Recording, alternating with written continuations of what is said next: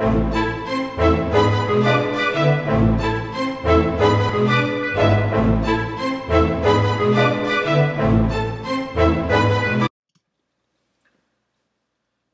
Nready, on reaching, well, right there it says my almost 500 subscriber contest, but now you're past 500, so congrats on reaching 500 subscribers, and that's pretty awesome. I was watching, actually, a Pete Walker movie, thinking about the good old days horror when you talked about the modern days horror, so that got me to thinking. Your question basically was about if horror was to kind of go the way the Western went, kind of like lost its popularity. Uh, what were my top 10 horror movies done in the last kind of decade, from 2000 to 2015? I guess the last decade and a half. So we went a couple of ways about it.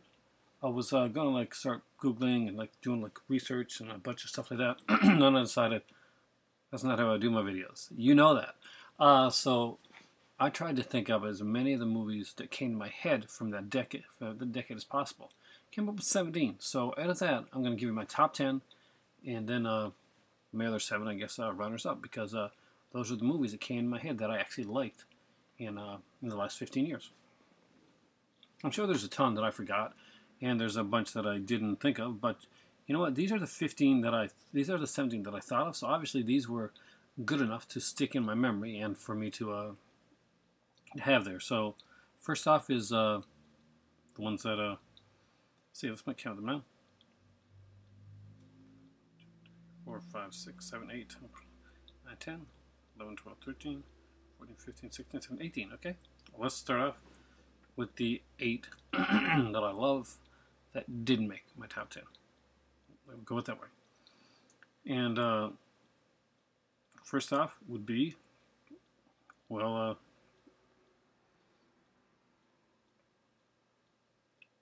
I'm pretty, gee, it's suspense coming up. No, okay. The first off, the one that did make my top 10, but I think was a great, fun film, was, well, Insidious. Insidious almost made the top 10, and I went back and forth on whether it was going to do it or not.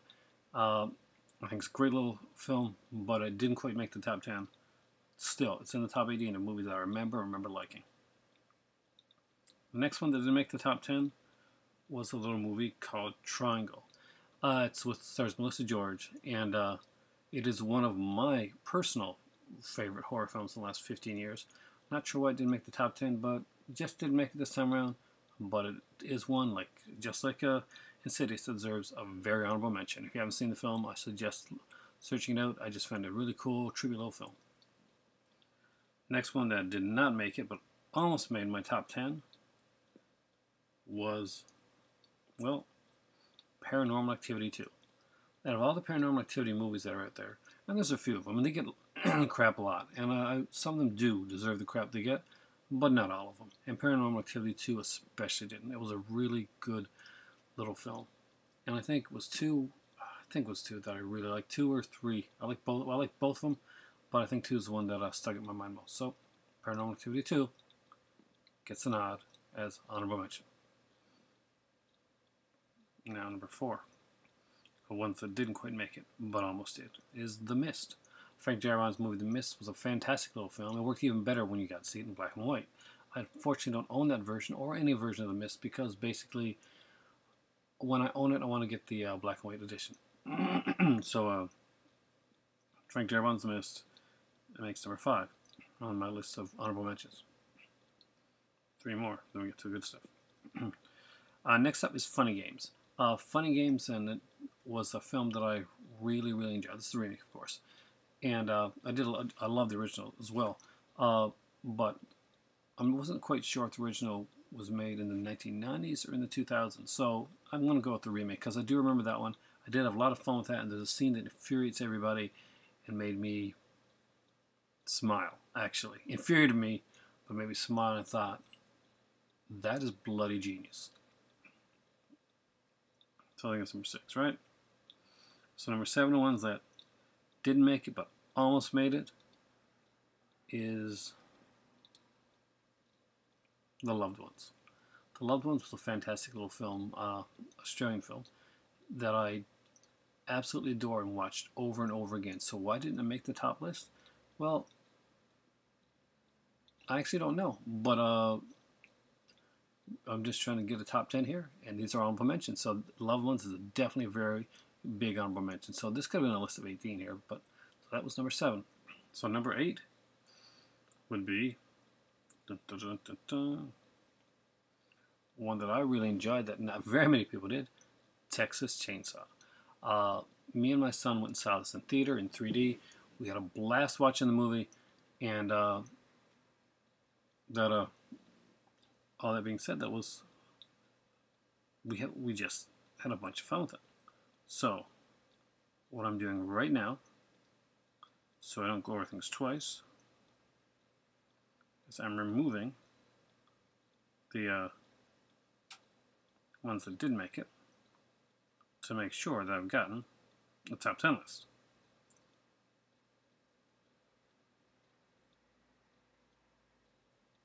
Did I overshoot? Okay. So, in no particular order, these are 10 movies that I think were really, really good and that worked it onto my list.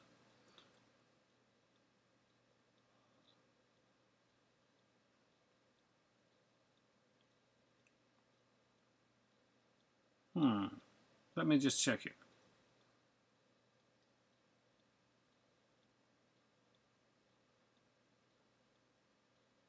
I have one here. I have one extra one here. So, I guess this is number 8. Live! It would be a little film by the name of Devil's Rejects. Had a lot of fun with it. It's a great little Rob Zombie film. It showed that he could do something accomplished after House of Corpses was, although a decent film, was a bit of a mess and in being put together. Devil's Rejects really redeemed him and let us see that he could actually do a bit more. But one of the facts that I got this one of it was basically there's a lot of it that wasn't really horror. Here's a total mess tonight, but here we go with the top 10. For real this time.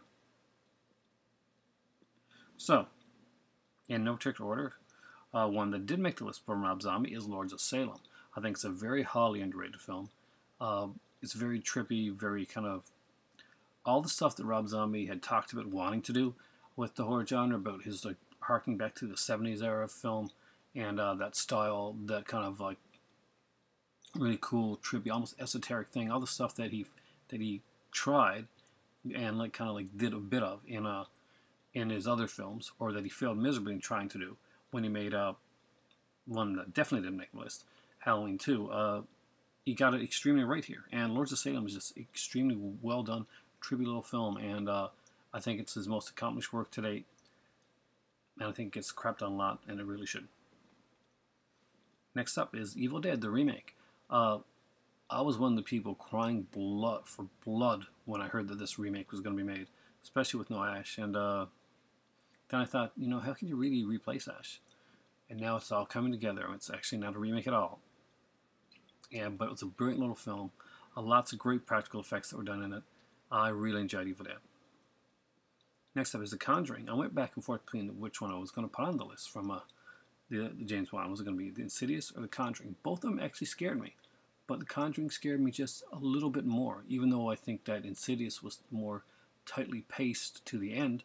The fact that there was an Insidious 2 that actually brought the story all together, but I think lessened the scares of it, made me go for The Conjuring. And I know The Conjuring had a horrible, horrible kind of prequel thing called Annabelle, but I try not to include that into the mix here because it is a different story altogether. And The Conjuring had some very decent fun scares. And after all, clap, clap. Friday the 13th. There's one that you're not going to see on anybody else's list, I'm pretty sure. People cried blood with themselves when Friday the 13th was being remade and redone. It wasn't really a remake. It was kind of like an in-between film. But what did I think? Well, I thought that people that had probably seen a lot of Friday the 13th films were not going to be won over by this one. If you had seen a lot of Friday the 13th films, you're probably going to have fun with it. What was missing in it was it didn't go farther with the kills. Like, didn't get too creative with the kills. But what was in it was pretty brilliant, and I did like it as a Friday the 13th film. It harkened back to the earlier Paramount films, and for that I gotta say it did a pretty good job. Nudie was good, Vance was pretty good. It was a fun film. Trick or Treat. How can you have that not on the list? It's a fantastic anthology film. It actually brought back anthology films. It brought back movies whether you like them or not, like the VHS series. Part 3 is atrocious, by the way. And the ABC's Death, and, those style films. Trick or Treat was really the one to bring it back. When Kane Hodder suddenly lost the role of Jason Voorhees to a guy that was not half as good, he was ready for another a killer movie, and he got one in Adam Green's Hatchet, a fantastic little film from beginning to end. It's just such a fun film. The sequel's almost equally good. Didn't make my list or my honorable mentions this time around, although it probably should have. Hatchet does make the list of top 10. Next up is High Tension. A lot of people hate on this movie. They'll talk about the ending, but like I say to my better half, and I say to anybody else that tries to pick it apart, think about the perspective that the story is being told from, and it kind of explains a lot of the holes in between. I loved High Tension. It was a favorite film of mine, and still this day I go back to and watch it over and over again. Thoroughly enjoy it. Next up was one that the first time I saw it, I took it out. I was so angry. I brought it back, to the rental store on the exact same day. This movie infuriated me, and I would curse on this film for a few years to come. It wasn't until later on when I rewatched it and saw just how brilliant it was and how it evoked that emotion from me that I knew that this was such a genius film that I did have to get in my collection. When I was in Morocco, I finally was able to find it again. That is a movie called Eden Lake. Fantastic film with Michael Fassbender. So we're left with one. And no, we're left with two. And what are the top two? And these actually will, they're all top films, but these were the ones that I had put up for the top two. Eden Lake was number 3. So my top 3 actually are, so they're kind of in order, but not really. Would be Eden Lake. Number 2 would be a little film called Martyrs. Again, Martyrs was one that disturbed a lot of people. I mean, as well, but I think whereas there are a lot of films that seem to be out there to shock and disturb, Martyrs didn't seem to be doing that. Martyrs seemed to have an actual really solid storyline. And there were some brutal scenes in Martyrs, which it's not for everybody, but it is a very tight and literate story, and I really like the way it was done, the way it was shot, and some great surprises throughout the film. Number 1 for me is a little French film, because the French New Wave was things big. Obviously, mine, Inside is there, Martyrs is there. Oh, Inside. There, I gave it away. Inside is the number 1 film for me, and that was I loved it. It was a brilliant little film. It scared me. The ending disturbed me. And that's number 1. So that's my top 10. If you are not subscribed to Nready, you will see a link to his channel down below, because I can do that. It's the magic of YouTube. Check him out. He's got a great contest going on right now, some awesome prizes, and he definitely knows me because he put in 2 things there that utterly I drooled over when I saw the contest prizes. On Night Flyer, I'm collecting King, and it's a hard one to find. Death Ship, one of my favorite films of all time, Canadian-wise.